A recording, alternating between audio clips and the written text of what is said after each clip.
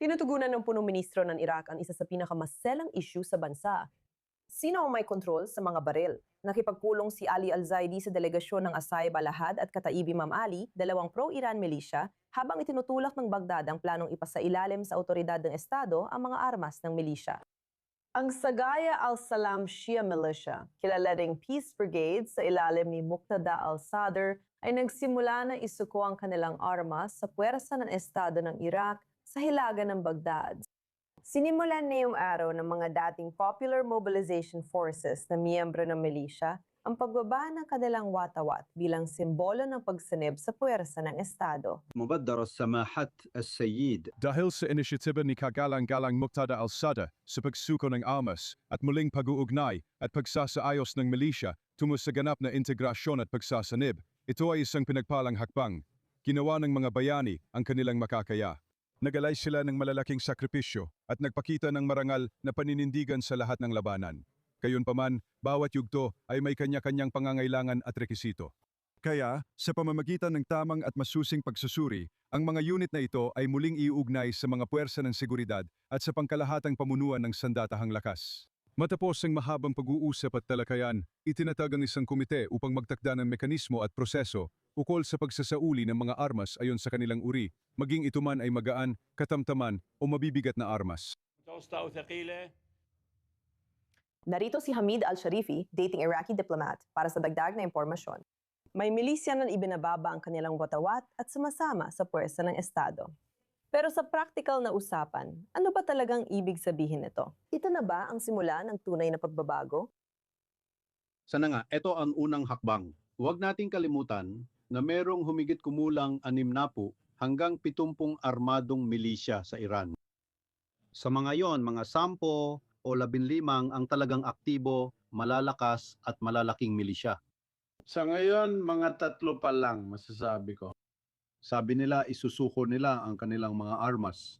Yung iba sa kanila, sabi nila, ipapalit nila ang armas sa mga posisyon sa gobyerno. Kaya simula pa lang ito at sana makita natin na lahat sila ay magbababa ng kanilang mga armas at isusuko ito sa gobyerno. Pero ang gobyerno, kung hindi talaga sinusuportahan ng administrasyon ni Pangulong Trump, wala talaga silang magagawa. Maraming naunang gobyerno ang sububok din, pero hindi nagtagumpay dahil ang milisya ang nagbibigay ng armas sa tao. Kaya ang ilan sa kanila, karamihan sa kanila ay konektado sa Revolutionary Guard ng Iran at sinanay ng Iran, inarmasan ng Iran, kaya pinopondohan ng Iran.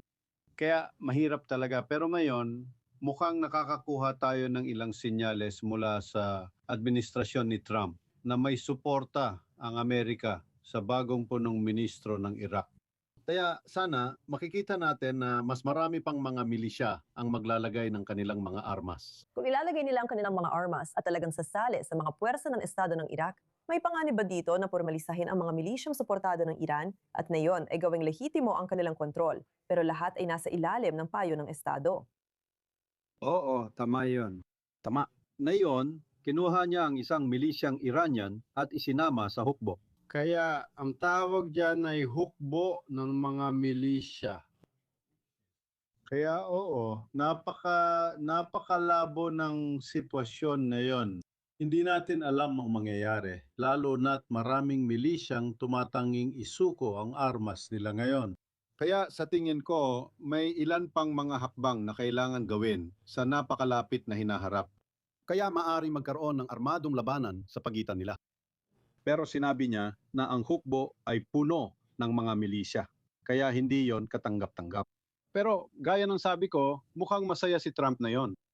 Tingnan natin kung anong gagawin niya dahil hawak na niya ang kontrol sa Iraq na yon. Malaki ba ang impluensya ni Muqtada al-Sadr ang klerikong Shiite sa mga desisyong ito? Ang milisya at peace brigades niya ay nag-anunsyo ng paghiwalay sa kanyang kilusang pampolitika at pagsanib sa mga institusyon ng Estado. Nakita natin ang unang senyales ngayon, pero may impluensya ba siya sa ibang milisya na posibleng sumunod? Hindi, siyempre hindi. Hindi niya kayang impluwensyahan ang sariling milisya. At sinabi nilang sumuko na sila o isinuko na ang armas sa gobyerno. Pero huwag mong kalimutan na ang mobilisasyon, yung tinatawag nilang ang popular na mobilisasyon Al-Hajj al-Sha'bi, ito ay nabuo dahil sa fatwa ng pinakamataas na lider ng relihiyon, si Ali Sistani. Sa isa pang fatwa niya, hindi niya nasolusyonan lahat ng issue at nanatiling tahimik. Hindi natin alam ang dahilan. Malamang ito ay laban sa kagustuhan at kalooban ng rehimen ng Iran. Kaya ito pa lang ang simula at napakaliit na simula ni Muqtada al-Sadr. Oo. Salamat Hamid Al-Sharifi na nandito ka sa 24 News English para pag-usapan ang sitwasyon sa Iraq. Salamat, Ivanovich.